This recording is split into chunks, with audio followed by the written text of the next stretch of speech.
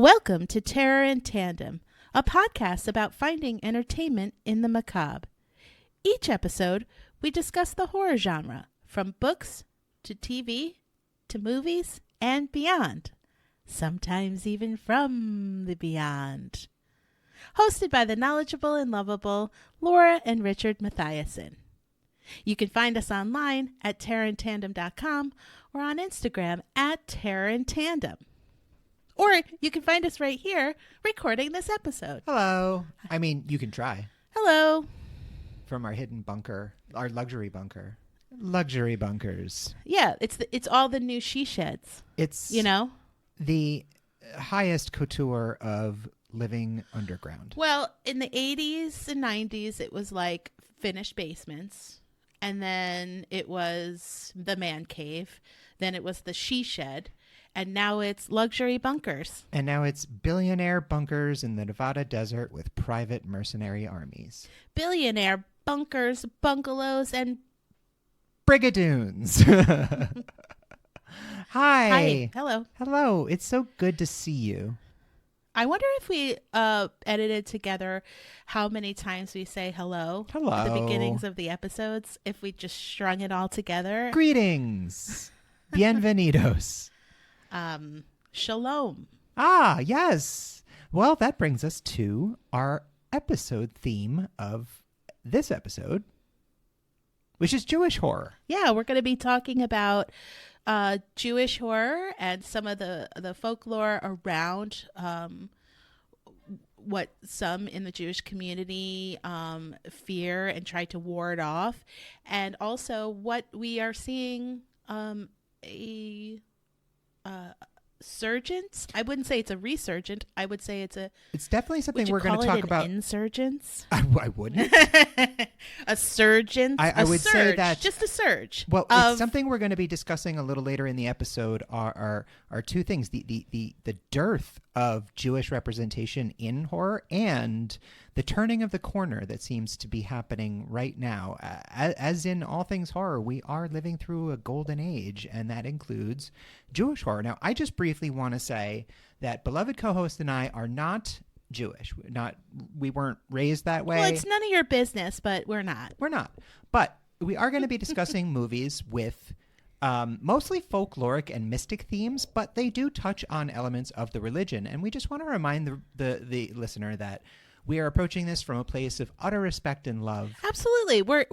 Listen, we're not clowns either, but we did a clown episode. But I'm just saying. I think that it's okay for us to talk about a topic that we don't have experience in. Certainly. To try to shed some light on some of the content that's out there. And I think that's the purpose of the episode. This is just my reminder disclaimer that everything we're talking about is stuff we love and truly enjoy and wish to share with others. And if we get a detail incorrect here or there, we do apologize. No, we don't. We find us on our Instagram page at Terror in Tandem and send us a DM. Educate us gently. So how would you like to start this journey through the mystic, the weird, the folklore, and the genre of Jewish horror? Great. I'll be happy to start. That was my question. Oh. How do you want to start? Oh, I thought you said, how would you like to start? Enjoy your flight. And I thought that was okay. No, it's I'll perfect. Start. Perfect. Love it. Love so the enthuse. the Talmud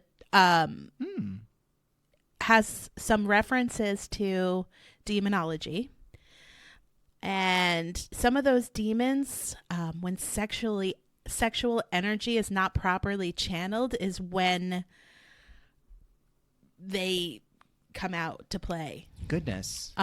Some great rabbis are able to perceive demons sitting on the right and left hands of every person. Okay. And they are also able to harness the divine creative energies to create animals, which then can be consumed for food. These are all things I'm learning in the moment. In the Talmudic world, spirits are everywhere. They haunt dark places, homes, and even crumbs left on the dinner table. Well, now just briefly, what is the Talmud? So, yes, so that's a good question. The Talmud is the central text of Judaism, and like the primary source of religious law and theology. Yeah, it's my understanding that it deals with specifically with like cultural lifestyle of Judaism, because Judaism, unlike other major world religions, it's both a culture, a religion, and an ethnicity, a nationality. And well, maybe not nationality, but it's a people unto itself. It's also a philosophy. Yeah, yeah. It's. I mean, and in addition to being one of the most ancient, continuous practicing religions in world history. It's a collection of writings, and The Talmud. Yes. Okay. And it's essentially Jewish law and tradition, and compiled and edited between the 3rd and 6th centuries. That's what so fascinating to me. It's also known as the Torah. I used to experience this when I was younger. I grew up on Long Island, and I used to commute into the city on the Long Island Railroad. And a lot of times when I was on the subway, I was sharing subway cars with yeshiva students and rabbis, and they were always arguing. And there were wonderful, spirited, intellectual arguments. But there was always something to argue about, because these are collections of texts that are thousands and thousands of years old, written in dead languages that, a slight change in pronunciation could change the meaning of an entire section of text. So these men dedicated their lives to essentially arguing with each other all the time about, these texts, their meaning, their modern application. And I was always a little bit jealous, to be honest, of like, what an amazing way to spend your time having these philosophical arguments. But that is the interesting and difficult part of a lot of Judaic texts. Is a lot of it is interpretation of what has survived over thousands of years, and written in languages that haven't been spoken in as much time. Mm-hmm. Yeah. So I would say it's sort of what we're going to get into when we talk about demonology is more of the Kabbalah. Oh, right. Because that's Madonna's favorite mysticism of the Jewish faith, the numerology and all that stuff. Yeah, so we're gonna explore some of that area a little bit. Nice. The Kabbalah provides the answers to the mythic structure of the demons of the Jewish faith. Have you ever seen the movie Pi? Yes. Yeah, that deals very heavily with the Kabbalah and Jewish numerology and mysticism. It's Darren Aronofsky's, maybe his first film, I think so. Yeah, it's really good. The Kabbalah believes that the demons are resulting in misspent life energy. So, it's part of a long history of Jewish speculation about Shedim, Shedim, which are demons. That's the Yiddish word for demons. And also it's a reference to foreign gods. It's interesting you mention that, because in a lot of the pop culture work that I've examined, these demons, so to speak, are sort of allegorical to human condition and to human problems. And what I notice a lot in Jewish horror is, because it's such an ancient religion, and because it's a people that has been historically through so much tragedy, a lot of the stories deal with very long traumas. Right. Oh, yeah. Well, here's the thing about especially the Jewish experience is trauma is generational. We've learned that over the past few decades, is that it can be carried. Carry trauma and with it your life energy, according to what I've read about the teachings of Kabbalah, is that if you are not reconciling with your energies, even your trauma response energies, that you can be surrounded by negativity. I mean, that just sounds and then like demons. They could take the shape of things that might have a little bit of a presence, so to speak. It sounds to me like a just a spiritual interpretation of accepted modern psychology. Yeah, absolutely. Yeah, it's really interesting. Do you I want mean, to? we even in the secular world, we call certain things your demons. These are my personal demons. It's interesting that we still use that language in a scientific setting, Yeah, absolutely. or at least a secular setting. Do you want to talk about a couple of demons? Oh, yeah. I mean, do you want to hear me talk about a couple of demons that I am going to talk about? Even better. So the first one, and probably the most popular, if Uh-huh. popular is the right word, is the Dybbuk. It's certainly the one that I've discovered has been represented most often in pop culture, and it's also one of the first Jewish, along with one more that I know you're going to get to. The Dybbuk is one of the first Jewish folk tales to enter modern Western popular culture. Yes. So because it's most well known, it is similar to a possession. When one soul sticks to another, the possession by a Dybbuk can happen for a number of reasons. Maybe the departed soul is evil and the living person is innocent, which we've seen in a lot of Catholic iterations of possession. Well, that's the whole purpose behind, now if we're going to the Catholic side, the whole purpose behind demonic possession is, according to the Bible, is for Satan to show God that his creation is vulnerable and corruptible. Yeah. Whereas possession by a Dybbuk is usually like leftover energy or work undone, a task unfinished, or quite honestly, someone who was just a piece of shit in real life, and their negative spiritual energy has translated into this sort of residual poltergeist-like problem. But the central thing about a Dybbuk is possession. Yes. And unlike Catholic stories of possession, where it's very dramatic, the Dybbuk possession takes longer. Well, it's not even. Also, though, it is not an ingestion.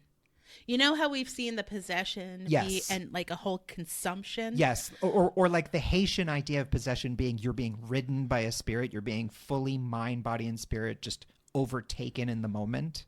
Yeah, this is an attachment, a cling. Yes. It's an adherence. So it's like it's like stuck to you. A psychic vampire in a way. A psychic parasite. It came about in a number of 16th century writings. Yes. The Dybbuk, despite the antiquity of the Jewish faith, is not super old. It really comes from Yiddish communities of Eastern Europe in the 16th century. Right.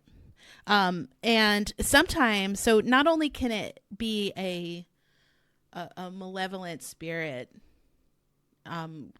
clinging to an innocent, it can also be a saintly soul that had been wronged by the living. And then in this case, they take on punishment for revenge purposes. Yes. For this poor treatment or wrong treatment. Yes, and there was the practice of justice seekers, who would allow for this to happen. It's like anything, there's certainly a complicated history, but since we tend to focus on the horror element of it, the possession by a Dybbuk is usually done through something called a Dybbuk box, which is like a curio box or a wine box that is passed down, and that has been used to contain the spirit.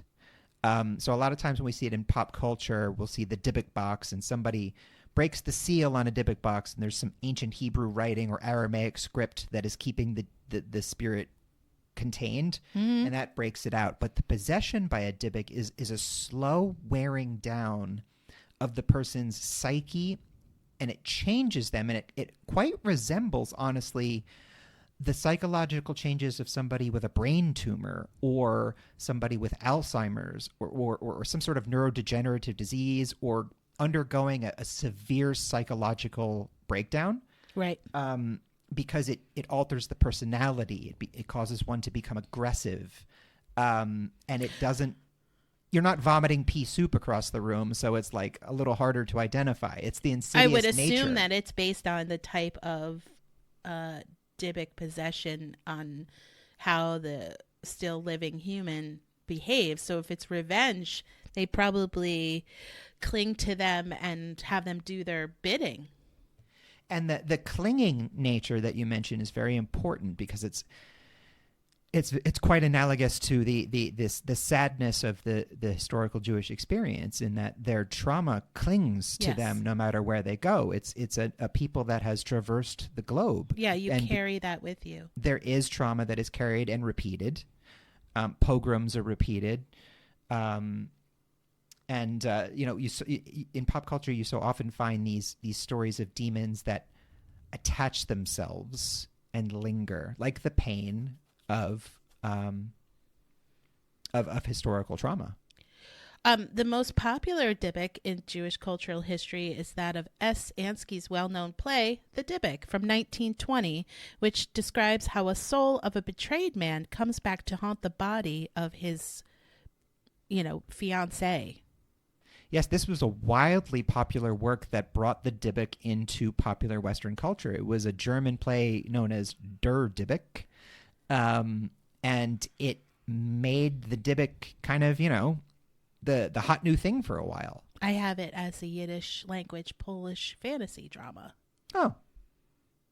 Then I stand der corrected. That's... So let's move on to the next Jewish monster. So, the Eber.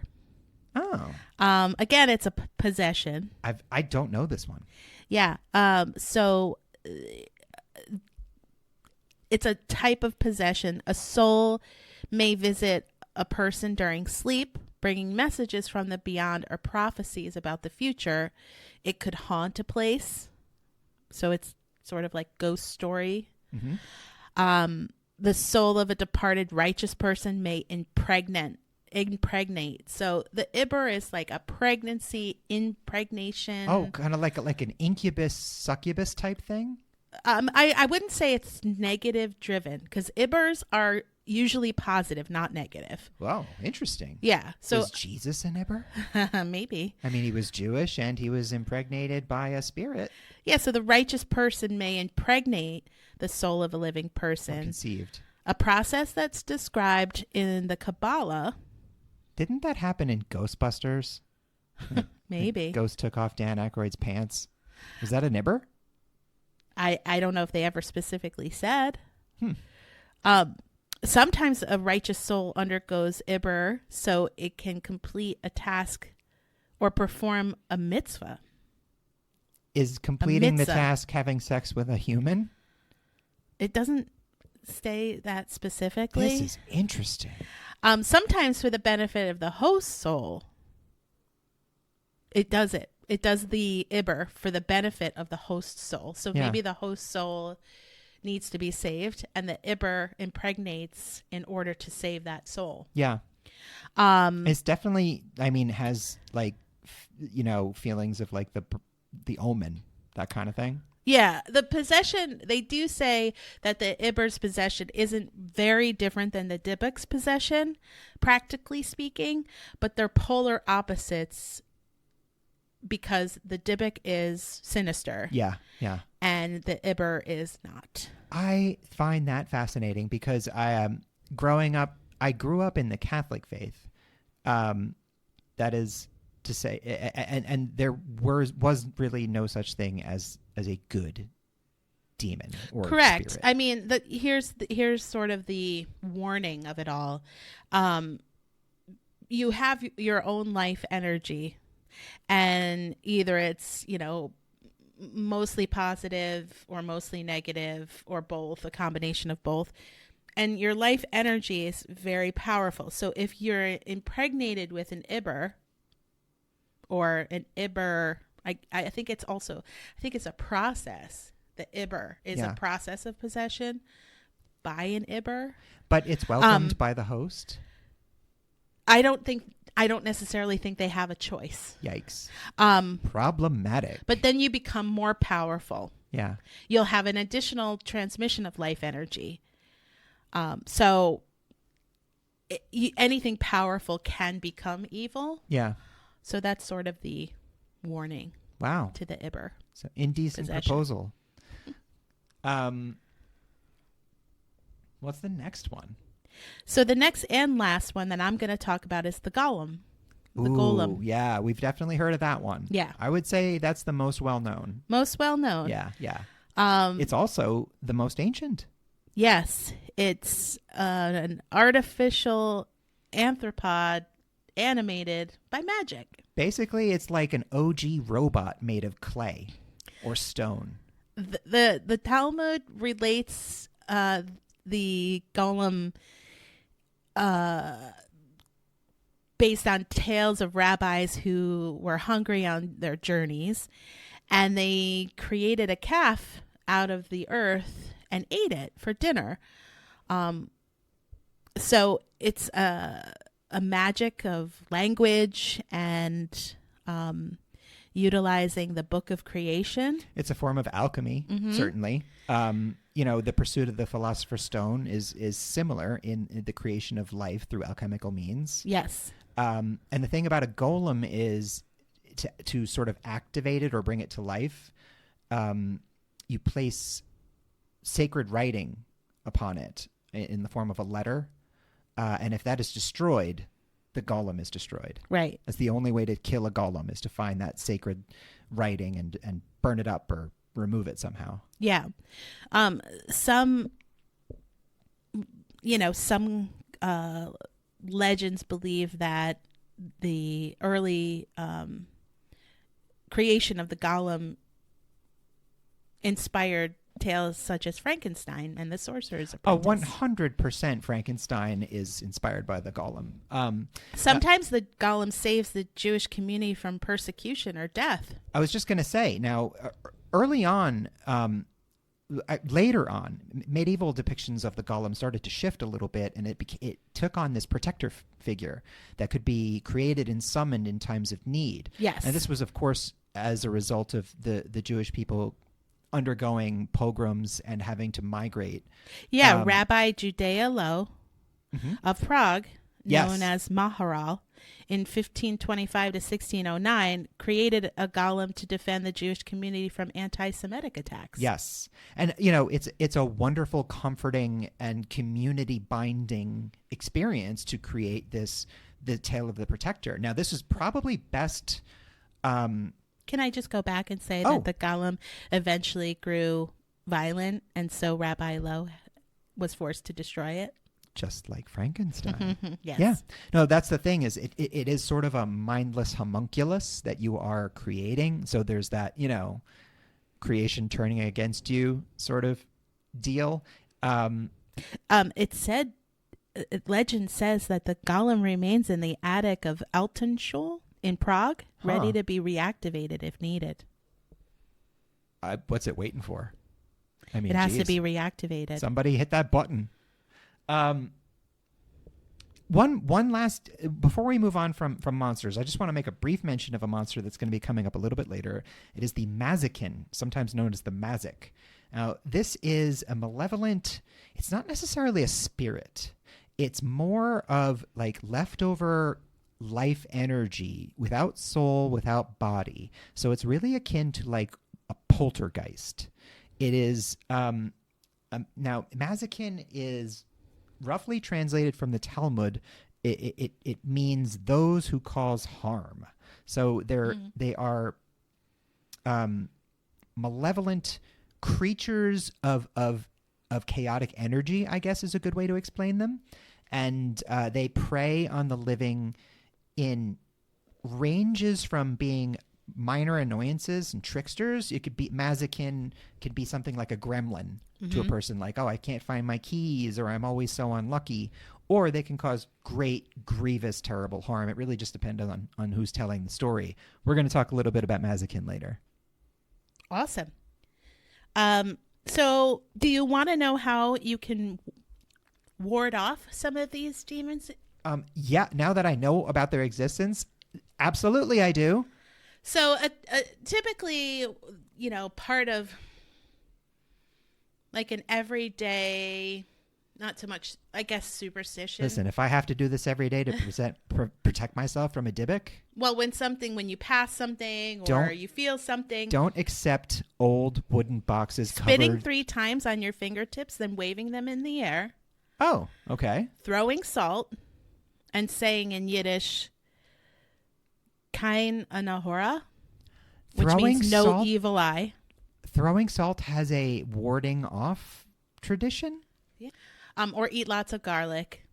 Nice. The hand of Miriam, which is the hand with the colored eye token. Yes. That's also, a token to ward off. Yes. Yeah. Like a talisman. But there is actually a few things that can be done, which I uncovered in a Boston-based Judaism blog. Awesome. So practice social distancing. It doesn't just work for COVID. When outdoors, it's best to maintain proper social distancing, as demons require space to walk around humans. Always leave at least 4 cubic centimeters of space around yourself to avoid making the demon feel trapped and panicky. If you're a male, try giving women you don't know on the street the same distance and respect that you would give to a demon. Oh, I love this. This is great. Demons, women, and demon women deserve to feel safe. Oh, bless.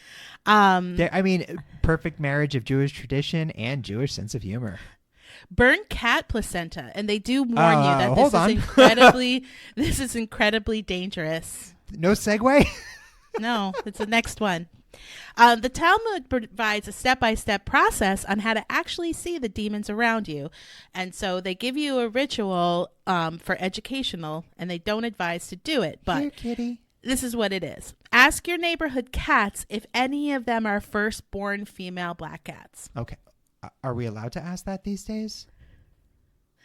If you identify this cat, politely ask if it happens to be if it has kept a placenta on hand. Yes. As some cats and get permission to use it. Yeah. Definitely get consent. Put it in your mortar and pestle and grind it. Which should be readily available to you. Burn it in a fire and grind it into a fine ash.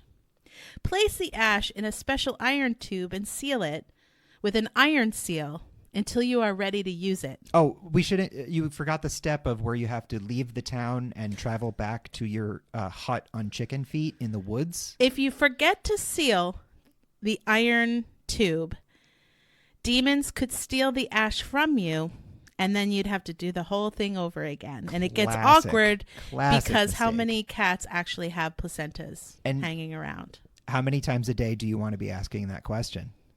Tilt your head back and pour ashes into your eyes to actually see the demon. Disclaimer, don't do any of these things. I told you it said warning not to do it. Definitely do none of these things.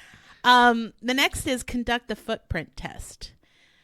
This is a less dangerous method of determining if you have a demon in the house. Now, would you say this uses more, less, or about the same amount of placenta? It doesn't matter what kind of ash. So place fine ash around your bed.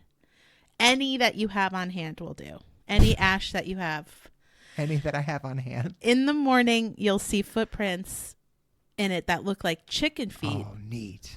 Yikes. And if you do, you have demons. 4 chickens. Mazel tov. Yikes. That I like better because it requires no placenta. Right. Yeah. Which was my resolution this year. And you don't put the ash into your eyes. I went too far with placenta in 2022, and I have to draw a line. Trust home remedies. Once you have established that you do have a demon in your house, you check your mezuzah and any other amulets you have, and make sure you recite the Shema before you go to bed. The 13th century Grimoire of Practical Kabbalah suggests warding off demons using a mixture of wormwood and weed, but this might backfire because if you use weed, the demon might get munchies. And also, isn't that like just basically absinthe? Yeah. Okay. You might definitely see the demons. Wow. The Wow. last is to take away its power. Okay.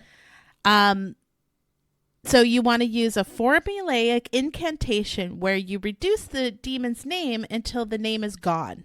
For example, if the demon's name is Kaylee, you say, "My mother told me to beware of Kaylee, the demon of emotional haircut choices." And then you continue this incantation until the demon's name in shorter and shorter iterations until it gradually disappears, like Kaylee, Kayla, Kay, until the sound is the only thing you say. Yeah. And then your incantation will give the demon no power over you. I'm surprised you were brave enough to invoke the name of the Archlord Kaylee, second only to Asmodeus. According to the Talmud, though, you have 1,000 demons to your left and 10,000 to our right, and it's normal. But it can get annoying because, you know,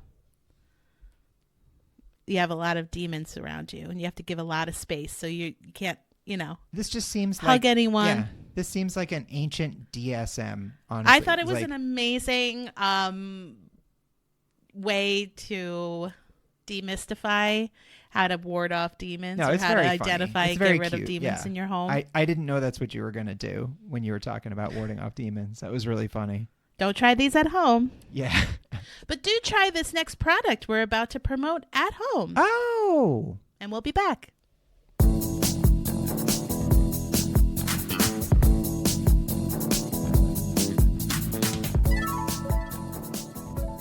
Do you have something to hide? Come on, we all do. But when the thing you want to hide is your malformed, damaged, or deranged face, then have we got the product for you. At Michael Myers Mask Mongers, we have the fit and flair that will cover your most grotesque facial deformity. If you want to cover the thing of nightmares with something that inspires, well, new nightmares, head to one of our monger mills and choose the right mask for your reign of terror. Ghost-faced, clown-inspired, cherubic, or sport-themed masks, you have your choice of over 1,000 options. With our quadruple M guarantee, you will be delighted to inspire fear in everyone you encounter and maintain your own horrific anonymity.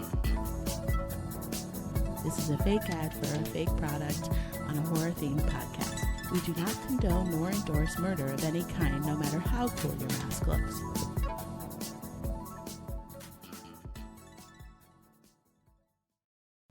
Oh, wow. Quality products for a quality audience. Welcome back. Let's go. Well, what are we doing next? Movies. Movies. Don't you have something I to share? I do. Now, before we get into some recommendations, and we do have some, I wanted to just address something that you probably already noticed is why aren't there more Jewish horror movies? Why have I seen a billion Exorcist movies and movies just like it, but not a whole lot of movies featuring Jewish mythology, folklore, demons, stuff like that. And there are a couple of theories and maybe some reasons behind it, but one of the best explanations that I was able to come across, because I've been wondering this myself for quite some time. Now, the director Keith Thomas, who directed The Vigil, which is one of my movie recommendations, he had a really good theory about this, and it was sort of multi-part. He said, the reason you don't see a lot of Jewish horror movies is most modern Jews are not very superstitious by nature. They just don't tend to put much stock in these things. Even those of a more orthodox nature or inclination who are arguing the Talmud and the Torah and the Dead Sea Scrolls and these ancient texts, they don't focus so much on the supernatural. They are able to largely kind of put it aside as like, well, those are just old stories. Now, the other side of that, according to Thomas, is there isn't really a Jewish version of the Catholic or Islamic hell. Mm-hmm. And from hell is where we get all of our demons and archlords and, monsters. It's where we get so much horror. And the Jews don't necessarily have that.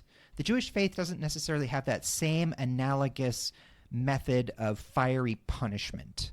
So there's not necessarily this nether realm to draw from, horned demons and whatnot.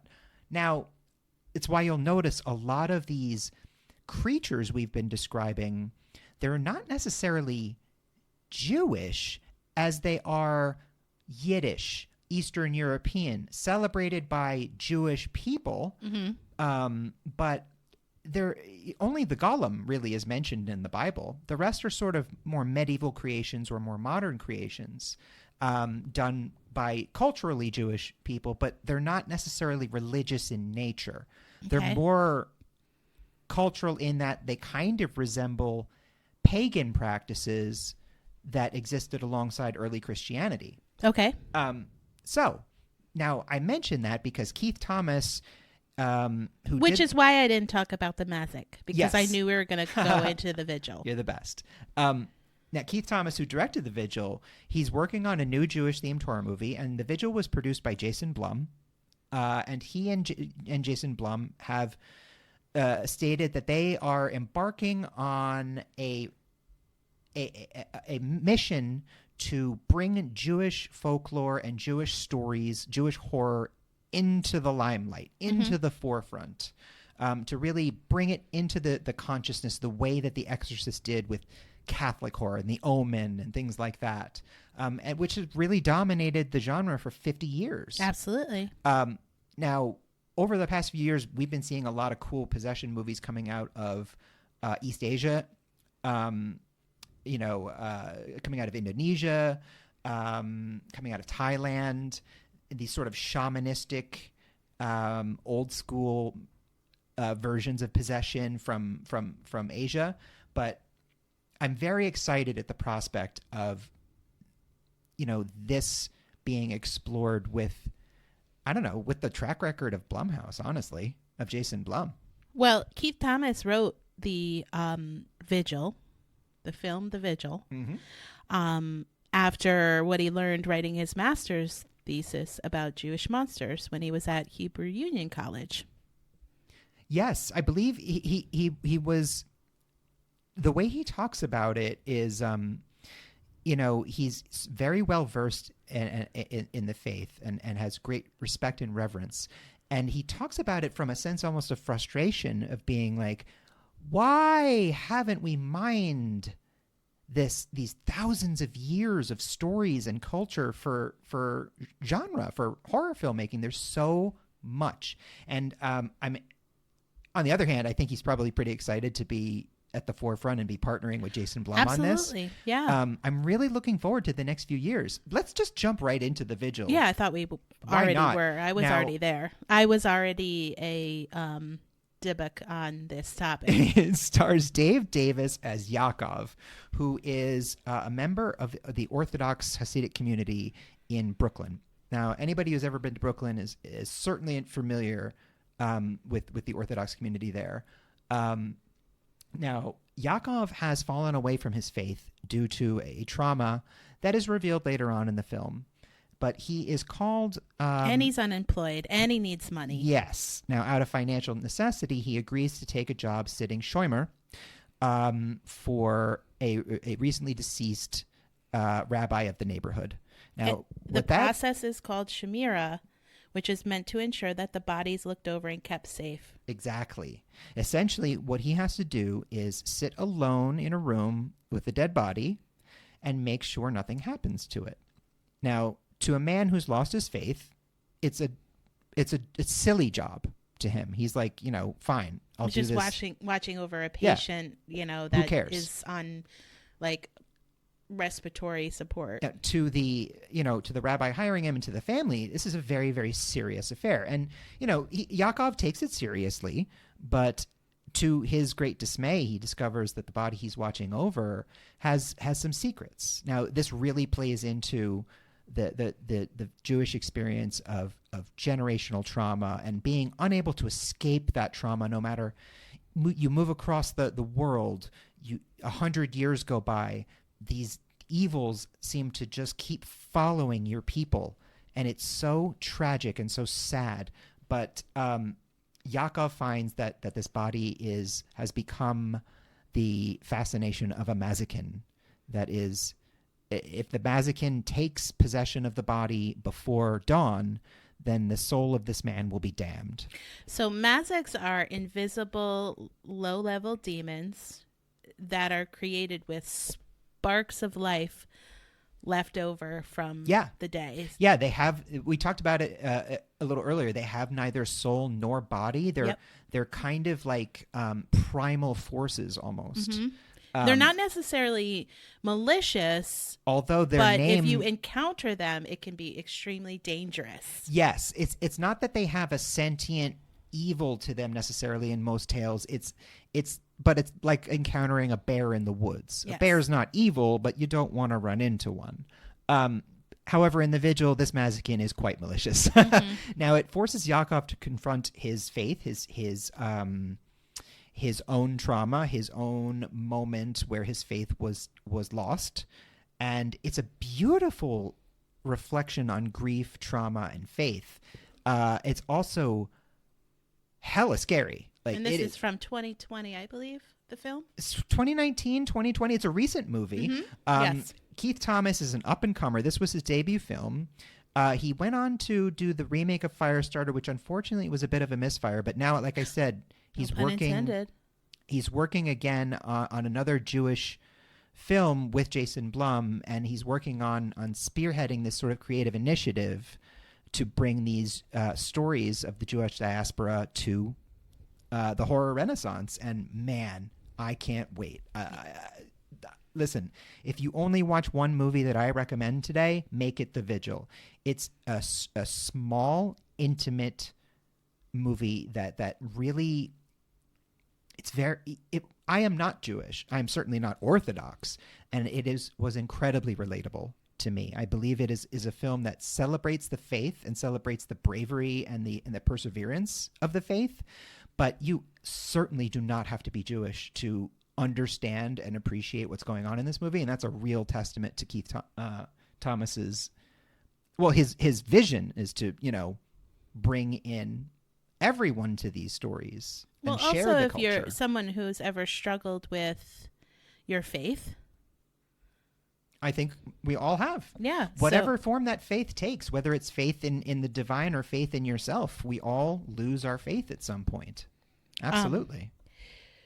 Well, that's excellent. Anything else about the Vigil before we move on to the next film? Let's move on. Let's go for it. So the next film that I wanted to talk about is The Golem. I have to ask, there are several the 2018 version. Okay, so that's the Israeli duo that directed Jerusalem. I know this one. I haven't seen it yet, but I know it. Yeah, it's brothers Doran and Yoav Paz. Yes, I saw Jerusalem. And it's starring Hani Furstenberg as Hannah, a Jewish woman from 17th century Shtetl. Mm-hmm. She creates a golem where she gets the strength from clay. And that's one thing I did not mention, is that they're usually formed from clay or mud. Yes, as an aside, when the golem is mentioned in the Bible in Psalms 139:16, it's Adam saying to God, "Mine eyes did see my golem," and what he's referencing there is, I witnessed my creation from the earth, from the clay. So she creates this golem, and she does so for protection when a group of violent noblemen from a neighboring village accused the Jews of cursing them with a plague. But she develops an attachment to the golem, and it turns out that it has dark powers of destruction.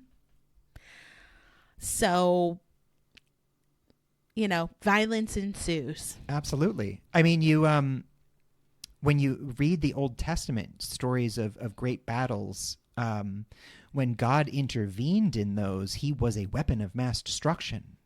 what he did at Sodom and Gomorrah, the walls of Jericho, things like that. God wasn't a surgical strike kind of guy. He was a deity that nuked the place. Yeah. And there's always that sort of monkey's paw element, that Faustian bargain, when you're summoning that sort of Old Testament version of God's help. Mm-hmm. It's Yeah. like, please help me, but oh gosh, what have I done? What have I asked for? Right. Yeah. Absolutely. And the Jewish people have a fear of violence and persecution. So Yeah, I this would say. is Yeah.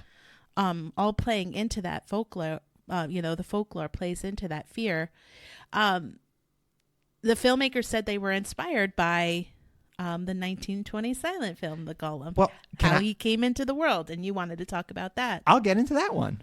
You want me to just jump right in? Yeah, which I think harkens to that golem that was created in Prague that's still in the attic. This, now, in 1915, there was a trilogy of films beginning with Der Golem, directed by Paul Wegener and Henrik Galeen, two German Jewish filmmakers. And that was a silent horror film. It was a silent horror film. It was followed by The Golem and the Dancing Girl in 1917 and The Golem, How He Came into the World in 1920. Now, these are considered lost films. They're in that no surviving print exists. Yeah. And that's an extremely common and unfortunate phenomena of films of this era, is it wasn't quite understood how to properly store the celluloid. So most of these films were lost due to just rot, mold, and warping in heat, things like that. Or celluloid is also highly flammable, so a lot of it was lost to fires. There was a great studio fire in the 20s that burned a lot of movies forever. Anyway, there are some clips of this that exist online that I've watched, and the imagery is fascinating. It's really, really something. The golem itself is broad, made out of clay, and has this sort of Star of David around its head. And I'm not doing it justice by describing it, because just Google Golem 1915, see if you can. The National Archives, I think, has some clips. I think that's where I watched them.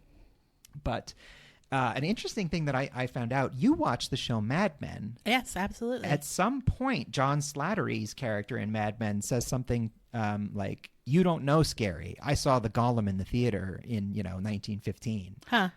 Wow. So I thought that was pretty cool. But it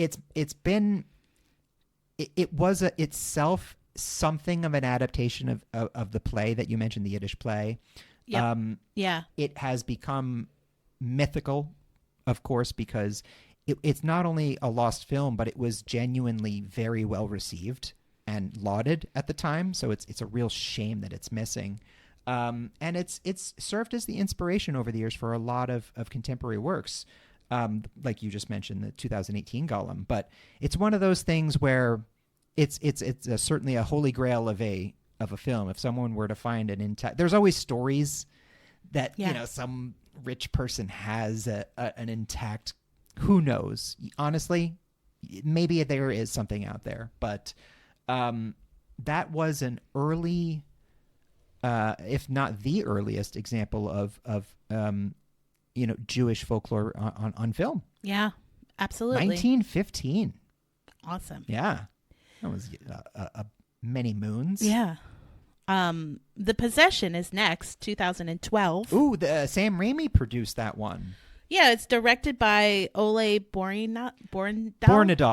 Yes, a Danish filmmaker who he directed the excellent Danish film Night Watch, and then remade was a great his movie. Yeah, right. Then he remade his own movie, like Michael Haneke did with Funny Games, in America as Night Watch with Ewan McGregor and Nick Nolte, and it's okay. Like, it's not bad. It's just it doesn't improve on the original's better. So if you're going to remake something and not make it better, I don't really see the point.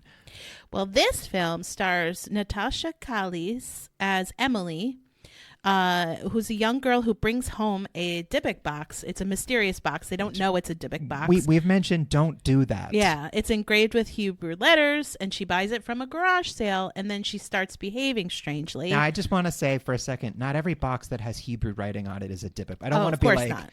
Go smash boxes with, no. Just, if you the better Hebrew... get that cat placenta if you just recently purchased and a mysterious that box. Reminds me, you can order Terra in Tandem cat placenta from our website.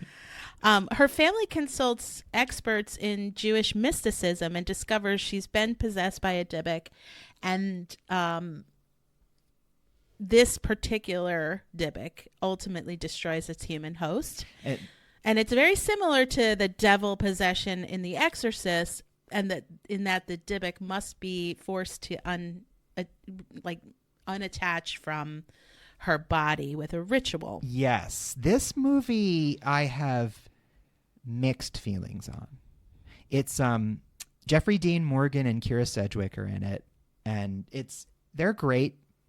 It's very Sam Raimi. We watched this together. I think we did, yeah. We did. Now, the thing is, the reason I have mixed feelings is, now, it certainly was the largest budget and biggest example of like a Hollywood representation of a Dybbuk. But it really played out like they just substituted the word Dybbuk for whatever Catholic possession trope. Because you're right, it played a lot like an Exorcist type movie. Yeah, which is what we've learned. Which is not that's really not what a how you Dybbuk. get rid of a Dybbuk. Yes. So on the one hand, cool that you brought it into the mainstream. On the other, do a little bit more. Yeah, get it like homework. But who knows? Sometimes studio execs get involved Absolutely. in how you're going to portray this, and they're going to say, "Well, it's called The Possession," or "We're going to call it The Possession." And it was legit a solid B movie. Yeah. It had its scares. I'm just saying, in terms of authenticity to the folklore, it took a lot of liberties. Yes. But it's worth a watch. Sure. Yeah. The next and last sort of visual representation I'm going to discuss is a TV series called Judah. I have not heard of this one. Okay. So it sort of blends Judaism and vampires, which is pretty fraught because of the anti-Semitic conspiracy theories around the role of blood. What? I mean, it alleges that Jews mixed the blood of Christian children into the matzah. All right, sure, yeah. During the Middle Ages. Yeah, I'm just telling you. No. What there are just so many folklore is out there. Conspiracy theories out there. Sometimes I need to take the old encyclopedia out and figure out which one the idiots are freaking out about today. Sometimes they think that Dracula and Nosferatu are anti-Semitic caricatures. Interesting. Yes. So I just want to put that out there before I go into exactly, this. Can you portray a Jewish vampire sympathetically? That's the question that director Mani Yaish and writer Zion Baruch have answered. That is a fascinating question. I can't believe I haven't heard of this. I'm like, it's an Israeli series. Really into this. It's available on Hulu. All right. And so it follows Baruch's Judah, an Israeli gambler who's bitten by a Romanian vampire after a poker game. As Judah begins his transformation, the vampire realizes she's broken the rules of her clan by accidentally biting someone who's Jewish, which threatens her own immortality. Oh, so they have rules against that. That's interesting. And so Judah, meanwhile, consults with a rabbi about different aspects of vampiric existence and Jewish law. Can he enter a room with a mezuzah? No. Can he drink blood even though kosher law forbids it? Yes, but only if it comes from an animal. Oh my God. This is like a show totally made for me. It's a philosophical discussion on what it means to be a vampire. Yes. Which is why it was important for me to tell you about the fraught history between vampire stories and like Jewish law. That's what I love about this podcast so much is like all the great new stuff I get to find out about. Now, whether, you can watch a fiction and separate those that's really up to the listener to decide. But Well, that's certainly my privilege. Is I wasn't raised in the faith, so I can watch it from a detached point of view. yes. Yeah. So this is a TV series that I believe had, I want to say, one season. Sadly. It sounds fascinating. But let me see, 2 seasons, I believe. Okay, I stand corrected. That works for me. I don't like things drawn out too much. And Got a lot of like I luxury said, properties it's to visit over available here. available on Hulu. On Hulu? Yep, 2 seasons. So I'm going to quickly mention a couple of things, and then I'm going to throw you a little bit of a curveball. I do want to mention the 2015 Polish film Demon. It's another film about a Dybbuk. It was directed by Marcin Vrona. It's an interesting film. It's something that I thoroughly enjoyed up until a point, but I did want to mention it's a very allegorical film. It is has a certain strangeness to it, a real feverish surrealism to it, but it's made all the more interesting by the fact that the director hung himself in 2015. Yeah. As the film was premiering in Gdynia in Poland. So unfortunately, it's the kind of movie when you watch it, you think, oh, it's a debut film. So, and you think, oh, there's a lot here. I can't wait to see what this guy does next. And sadly for us, we won't get to see that. But it is absolutely a fascinating watch. It's there used to be such an incredible output from Poland in the days of like Andrzej Zulawski. And it's been a while. Recently, there have been some interesting films coming out of that region, but it would have been nice to see what this guy had up his sleeve. It's always sad to lose anyone like that. And I also briefly want to mention a new film that just came out called The Offering, directed by Oliver Parks. Yes. We watched the trailer. It's a pretty good trailer, and apparently it's getting some great reviews. People really seem to like it. Yeah. Maybe. I mean, it definitely looks like another mainstream Jewish horror. Yeah. Folk horror. You know what? They're not all going to hit. They're not all going to miss. But the more that we get, the better, in my opinion. I don't want to watch the same movie over and over again. Show me a Dybbuk. Show me a Mazik. Yeah, let's get a lot of different representations. So my curveball is 2009's A Serious Man, the Coen Brothers film. Now, I'm not necessarily making the argument that this is a horror movie, although I will say that there are elements of this movie that I did find utterly horrific. Sure, as all Coen Brothers movies have. Absolutely. Now, there is, I think it's pretty well known that, the story of Larry Gopnik and his trials and tribulations really parallel the story of the Book of Job. Now, for those of you who don't know, the Book of Job was essentially the God and the devil making a wager that a man's faith is not unbreakable, that you can turn a man away from God if you make him suffer enough. And God, being the swell creator that he is, says, sure, let's fuck this guy Job up. So they make Job's life a living hell, everything from, dying livestock to boils. And yikes. In the movie A Serious Man, this guy, Larry Gopnik, he's an academic on tenure track. He is, now the movie itself begins with a story being told, a parable of a couple that believes a wandering visiting rabbi is a Dybbuk. And they stab him, and it's kind of left... I mean, I don't know why I'm acting surprised. I've seen it. You have seen the movie. Now, it's kind of left up to interpretation whether this was a Dybbuk or not, but that's the way the movie starts. Now, Larry is put through all sorts of humiliations throughout this film. His faith is tested. His mettle is tested. Now, he's not necessarily a very faithful man, although a lot of the movie is him preparing his son to do to receive his bar mitzvah. But he's not like an overly religious person. He's much more of a mathematician, scientific thinker. He wants this chaotic world to make sense. Mm-hmm. The conclusion he comes to is that God expects us to be good, but we are promised nothing in return. The flip side is, if we're bad, we are promised punishment.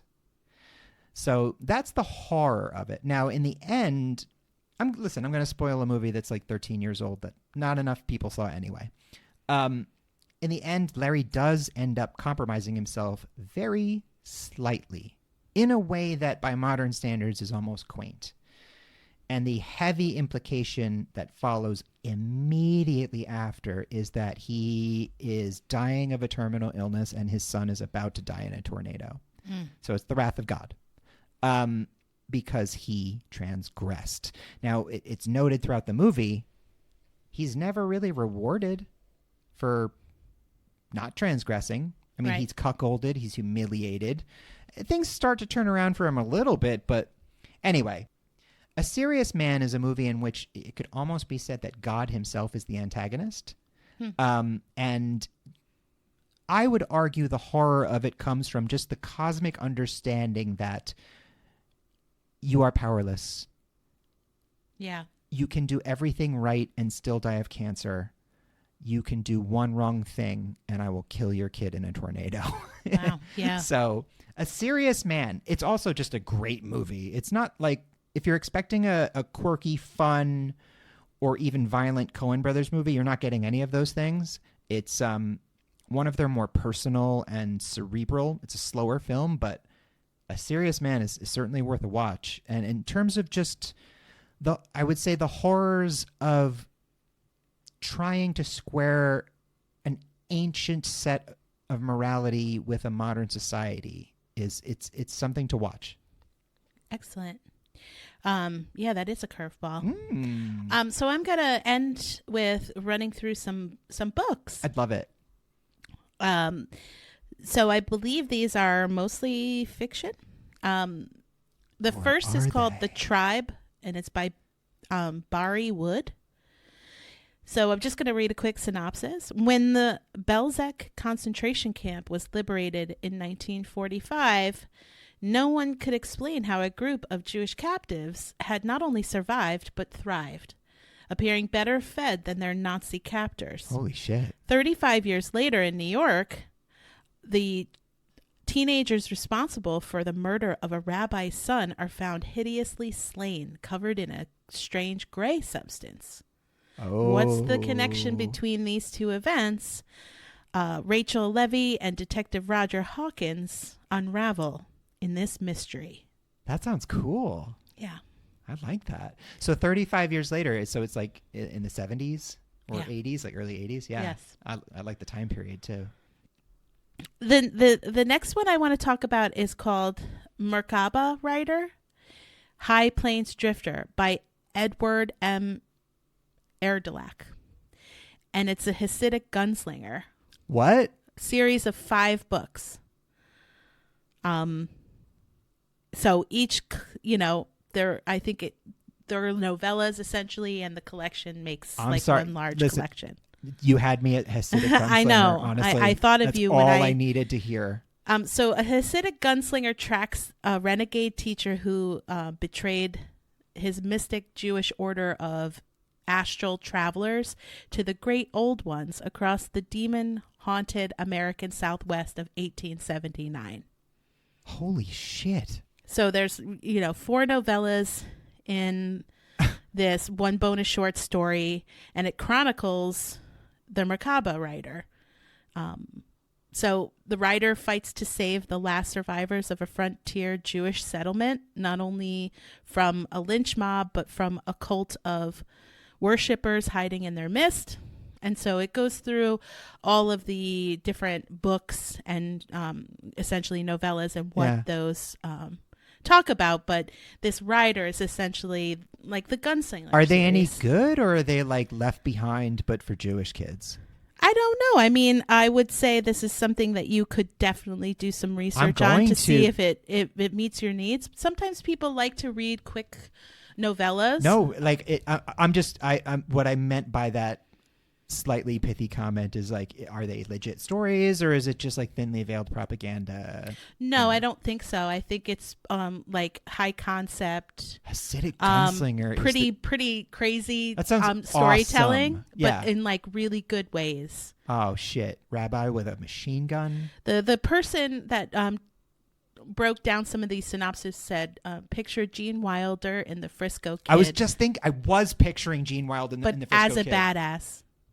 I mean, yeah, he was more kind of funny in that movie. And Merkaba is the Hebrew term. Gene Wilder in Blazing Saddles. Yeah. Yeah. Merkaba is the Hebrew term for God's throne, like a chariot. So it's a common trope in Jewish mysticism. So it's Gene Wilder from the Frisco Kid mixed with Gene Wilder from Blazing Saddles. Yeah. I am down. And then the last one I wanted to talk about, because it was reminiscent of a book I read that I really liked called Devil in the White City. Oh, yeah. This is called The City Beautiful by Aidan Polydorus, which I think that's a great writer's name. That is a cool name. So it takes place in Chicago, 1893. The character's name is Alter Rosen, and finds that Chicago is the land of opportunity. And he's excited that he's got a lot of money to give to his mom and sisters, freeing them from oppression that they face in their native Romania. But when his best friend Yankov becomes the latest victim in a long line of murdered Jewish boys, his dreams are then diverted. He has to try to figure out why this happened, and now he's also possessed by Yankovic's Dybbuk. And he's plunged into a world of corruption and deceit and thrown back into the arms of a dangerous boy from his past, because he wants to alter.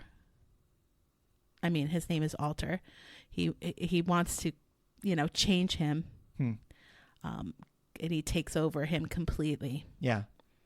So they need to track down the killer without being too diverted down this dark path. I am just hearing you talk about these books, the movies that we recommended. I am super excited that we seem to be on the cusp of a lot more of these stories coming into the mainstream, because as horror is more and more being used as a vehicle to process trauma and grief, boy, you don't have to look very far into the history of the Jewish people to find plenty of stories that fit that mold. Well, as we've covered in a previous episode about folk horror, all, communities and religions have folk tales and their own quote unquote demons. Mm-hmm. So of course we're going to start to see these representations emerge more and more. As these filmmakers and, writers are given support. I think it's especially important at this period in time as well, because you and I were raised by a generation, my grandfather fought in World War II. Your grandfather fought in World War II. Yep. We were raised by a generation that was directly touched by the Holocaust. I had a lot of friends growing up on Long Island whose grandparents were Holocaust survivors who survived literal concentration camps. I heard stories directly from the mouths of survivors who were there. That is going away. The kiddos growing up now, this is history. There's an element of detachment for them because they're not in the kitchen smelling the cooking of someone who survived these things and hearing the story. So no, but they have survived things like 9/11, school shootings, of course. So what I mean to say by that is, by bringing stories of Jewish trauma of the Holocaust into popular mainstream culture, it may very well be the best way to keep that in the public consciousness. There's a danger as we move away from historical atrocities that we forget that they ever happened in the first place and that they can happen again. So, there's a double importance, I think, to keeping these stories relevant. Absolutely. Well, thanks for joining Well, us. l'chaim, everyone. And we'll see you next time. Thank you so much for joining us.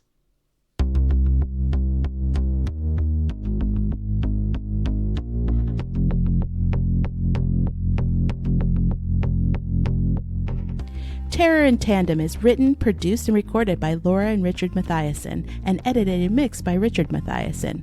Our theme was written and performed by Carrie Denver, and all other music was written and performed by David Hispanic. All opinions expressed on this podcast are our own and should be taken as such. Thanks for listening, and please remember to give us a like, a review, and subscribe wherever you get your podcasts. See you next time. We're